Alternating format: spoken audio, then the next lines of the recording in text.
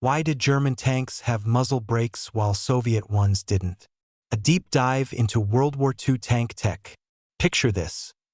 It's 1943, and the battlefields of Europe are alive with the roar of engines and the thunder of cannons. German tanks like the fearsome Panther and Tiger roll forward, their long-barreled guns topped with a distinctive device called a muzzle brake. Across the field, Soviet T-34s and KVs charge into the fray, their barrels sleek and bare, no muzzle brakes in sight. Why the difference?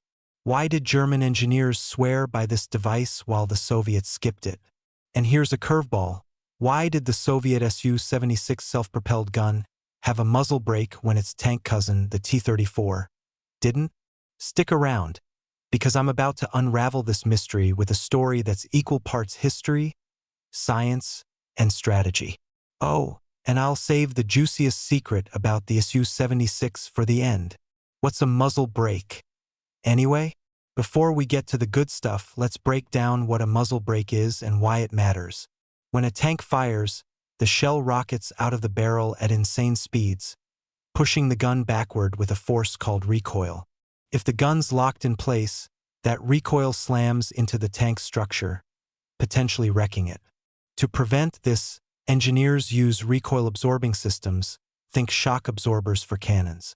But as guns got bigger and more powerful during World War II, recoil became a beast that was tough to tame, especially in the cramped confines of a tank turret.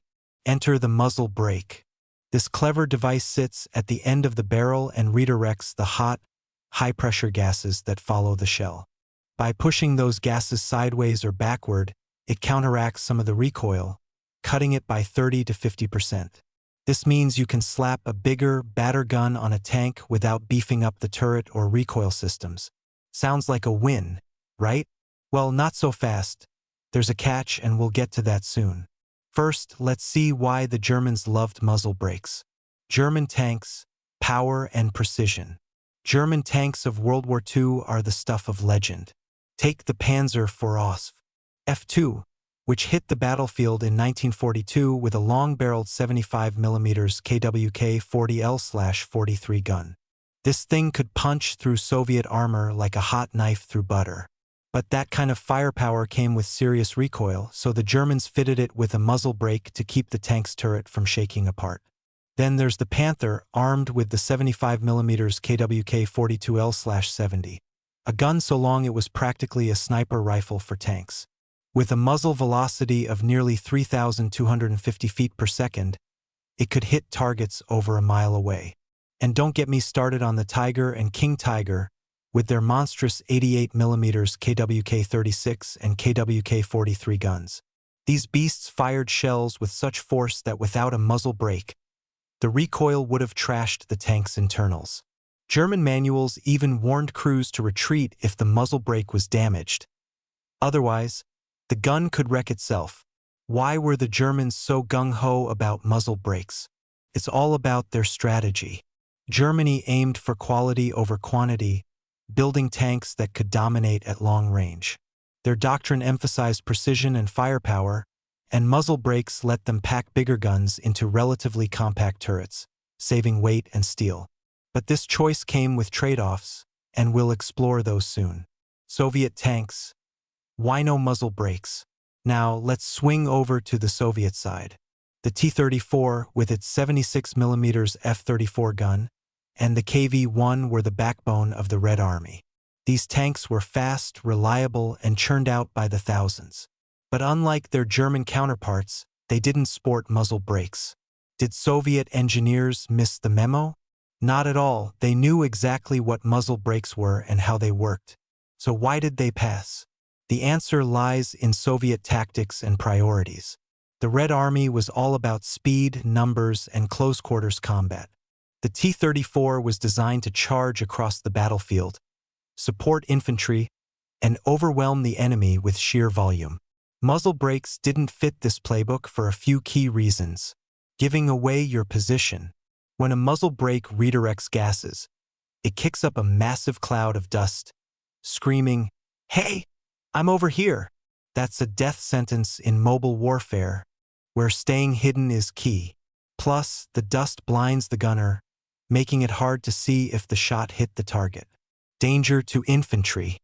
Soviet tanks often rolled with infantry riding on the hull or marching alongside. A muzzle brakes blast creates a shockwave and a zone of scorching gases that could knock soldiers out or worse.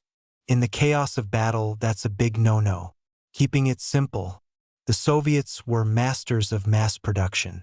Adding a muzzle brake meant extra parts, more complexity, and higher costs, none of which they could afford in a war where every tank counted. The T-34 was built to be churned out fast and cheap. Good enough firepower. The 76mm F-34 gun wasn't a slouch, but it wasn't as powerful as German long-barreled guns. Its recoil was manageable without a muzzle brake, so why bother? But here's where it gets weird. Some Soviet vehicles did have muzzle brakes. The Su-76 self-propelled gun, for example, had one, even though it used the same 76mm caliber as the T-34. And the IS-2 heavy tank had a muzzle brake on its massive 122mm gun, while the ISU-122 with a similar gun didn't. What's going on here? Let's dig deeper. The Su-76 and IS-2 puzzle. The Su-76 was a light self-propelled gun meant to back up infantry. It used the 76mm ZIS-3 gun, a field artillery piece adapted for mobile use. The ZIS-3 was a mashup of a 76mm barrel from the F-22 USV gun and a lighter carriage from the 57mm ZIS-2 anti-tank gun. To handle the extra recoil, the ZIS-3 got a muzzle brake. When the Soviets slapped this gun onto the Su-76, they didn't bother redesigning it. Why reinvent the wheel? So, the Su-76 ended up with a muzzle brake, even though it wasn't ideal for a vehicle supporting infantry, as the dust and noise could mess with nearby troops. The IS-2 heavy tank is another story. Its 122mm D-25T gun was based on the A-19 field gun, which didn't have a muzzle brake. The ISU-122, a self-propelled gun with the same weapon, also skipped the brake because its roomy fighting compartment could house beefy recoil systems. But the IS-2's turret was tighter, so engineers added a muzzle brake to keep the recoil in check without redesigning the whole turret. Interestingly, the Germans made similar choices. Their Stu-G3 assault guns often had muzzle brakes to ease stress on the chassis, but dedicated tank destroyers like the Jagdtiger skipped them to stay stealthy in ambushes. It's all about balancing firepower, engineering, and tactics. The economic angle: tanks, dollars, and cents. To really get why these design choices happened, let's talk money. World War II wasn't just a clash of armies. It was a clash of economies. Building tanks meant burning through steel, labor, and cash, and both sides had to make tough calls. Germany's high-stakes bet. Germany's economy was stretched thin by 1943. Shortages of critical materials like tungsten and molybdenum forced engineers to get creative. A single Tiger I tank cost around 250,000 Reichsmarks, roughly $1.2 million in 2025 dollars, adjusted for inflation. Compare that to a T-34, which ran about 130,000 rubles, or $300,000 today. Muzzle brakes let the Germans squeeze bigger guns into smaller turrets, saving weight and steel. But this came at a cost. Complex designs, longer production times, and fewer tanks overall. Germany built around 1,800 Tigers and 6,000 Panthers, a drop in the bucket compared to Soviet numbers. The German focus on quality was a gamble. They hoped superior tech would offset their numerical disadvantage, but it meant fewer tanks and constant supply chain headaches. Muzzle brakes were part of this high-tech, high-cost strategy. The Soviet production machine. The Soviets took a different tack. Build fast, build cheap, build a lot. From 1941 to 1945, they churned out over 50,000 T-34s, more than all German tanks combined. Factories in the Ural Mountains, far from the front lines, ran 24/7, using standardized parts and simple designs. Adding a muzzle brake would have slowed things down and jacked up costs, which wasn't an option when the Red Army needed every tank it could get. The USSR's vast resources helped. Steel production was robust, and labor was plentiful, even if conditions were brutal. By keeping designs like the T-34 lean, the Soviets could replace losses quickly, overwhelming the Germans with sheer numbers. Skipping muzzle brakes was a small but smart move in this strategy. Tactics and trade-offs. Muzzle brakes were a classic trade-off. For the Germans, they meant more firepower but less stealth. Their tanks excelled in open terrain, like the plains of Eastern Europe, where long-range accuracy was king. But in urban combat or dense forests, the dust clouds from muzzle brakes were a dead giveaway, and the noise could disorient nearby troops. Soviet tanks, free of muzzle brakes, were better suited for fast, chaotic battles. The T-34 could zip across the battlefield, hit hard, and keep moving without betraying its position. But at long range, it struggled against German heavyweights like the Tiger. Both sides made calculated choices based on their goals. Germany wanted precision dominance, while the Soviets leaned on mobility and numbers. Fast forward to today, and muzzle brakes are mostly history. Modern tanks like the M1 Abrams or Russia's T-90 use smoothbore guns with lower recoil and don't need brakes. Plus, advanced munitions like fin-stabilized sabot rounds don't play nice with muzzle brakes. They can damage the barrel. Technology has moved on, but the World War II debate still teaches us about balancing power, cost, and practicality. Lessons for today: history meets 2025. The muzzle brake saga isn't just about tanks. It's about choices under pressure.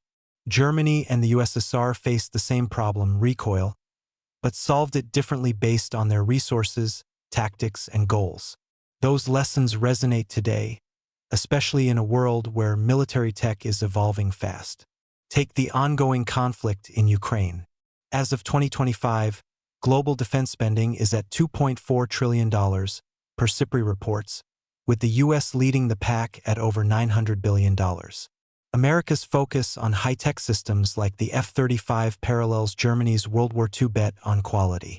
Meanwhile, nations like China prioritize mass production of cost-effective gear, echoing the Soviet approach.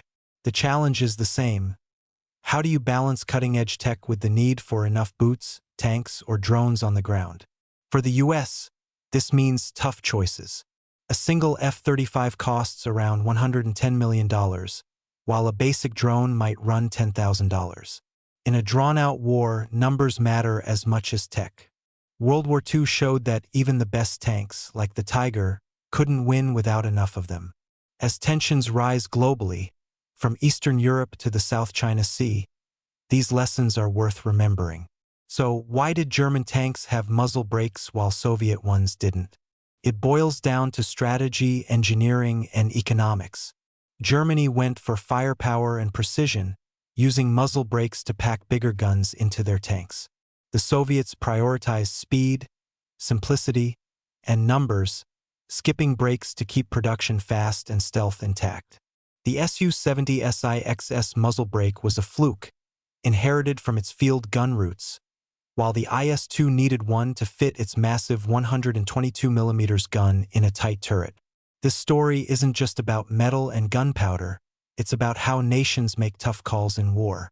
It's about trade-offs, ingenuity, and the human cost behind every tank rolling off the line.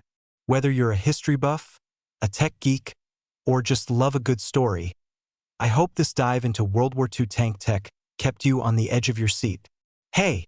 If you enjoyed this deep dive, smash that subscribe button and drop a comment below. Tell me what you think about World War II tanks, muzzle brakes, or what other military mysteries you want me to tackle. Your feedback fuels the fire, so let's keep the conversation rolling.